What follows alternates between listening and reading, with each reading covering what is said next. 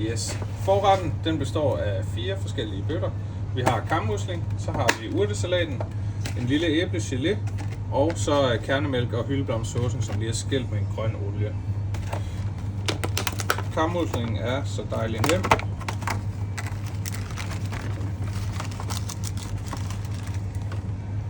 Tager den ud, fjerner øverste lag. Fjerner papir.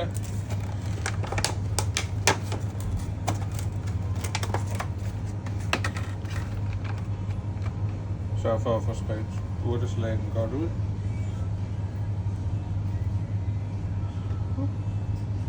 Sådan.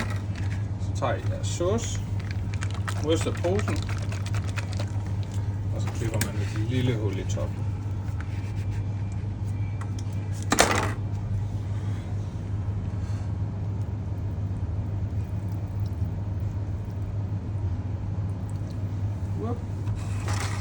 Og til sidst æblegeléen.